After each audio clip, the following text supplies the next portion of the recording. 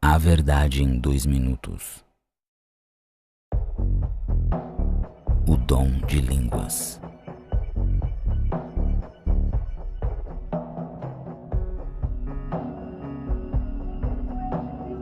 Balakal kalshi, shikal, pilikil kal, telepal, tidikin mei, haish, haish kalakal, kalakatakatakal, kidipol, halikabish, hai, polikin dejike, holish, tikinasa, horokol, panatada, talakal, kai.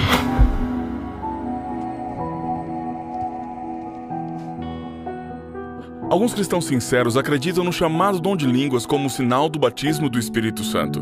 Falar desta forma se entende como evidência do poder pentecostal. Todo crente convertido deve fazê-lo. E se não o faz, tem um problema. Há quem acredite que isto provém do céu. Talvez, a não ser que na verdade pronunciar de sílabas que não se entende nem mesmo quem as pronuncia não parece representar bem a presença de Deus. E se realmente isto não é certo? E se a Bíblia não ensina isto? Se isto é um fenômeno de autossugestão aprendido e imitado por milhares de cristãos, então esse é um dos maiores enganos da história. E se não é fingido e provém do inimigo de Deus, isto é mais grave. Vou lhe contar em 2 minutos a verdade sobre o dom de línguas. Está preparado? Comecemos. Em todo o Novo Testamento, os dons dados à igreja são para cumprir uma função.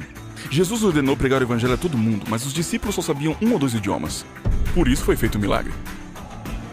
Em Atos 2, o verdadeiro dom não foi glossolalia, e sim xenolosia, que quer dizer Speak a real language that didn't know before.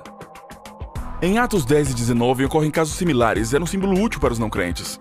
Mas no capítulo 4, 8 e 9 se derramou o Espírito Santo e não houve dom de línguas. Por quê? Porque não haviam estrangeiros, então não havia necessidade. Curioso, não é? A Bíblia não ensina que falar em línguas seria o único símbolo do Espírito comum a todos os crentes. Alguns afirmam que o dom consiste em orar em idiomas angélicos desconhecidos. Dizem que se pode praticar relaxando a boca e se deixando levar pela euforia. Não há forma de saber se é verdadeiro ou falso, mas falam assim os anjos? Na Universidade da Pensilvânia demonstrou-se que ao falar essas línguas não se ativa as áreas cerebrais da linguagem. E o motivo é simples, não é nenhuma forma de comunicação. E 1 de Coríntios 14, como se explica? Desde o capítulo 3, a igreja estava repleta de problemas espirituais, contendas e dissensões. Em Corinto havia tradição de rituais onde se falava a língua dos deuses. Ao mesclar-se o dom real com crenças pagãs, ele tentava definir e pôr ordem na igreja mesmo à distância.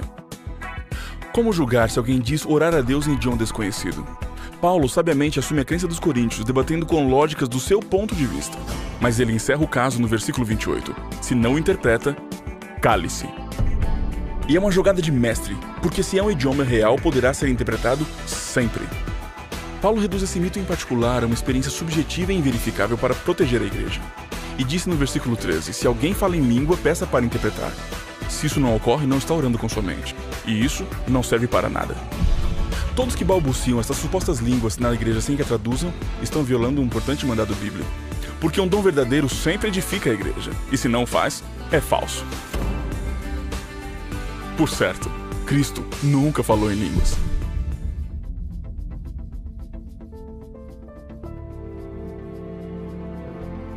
Algumas testemunhas sinceras reconhecem que falam em línguas apenas imitando sons e deixando-se levar. É bonito sentir-se especial, ungido, mas esse dom, como temos descrito, não provém de Deus. E se percebe sobretudo por seus frutos. O propósito do Espírito Santo, segundo Atos capítulo 1, é capacitar para pregar o Evangelho. E não para emitir ruídos sem sentido que não trazem crescimento, consolo e esperança a ninguém. Não se deixe enganar. E como sempre, lembre-se, a maioria pode estar equivocada. Nas vozes de Douglas Gualberto e Ronaldo Lemos.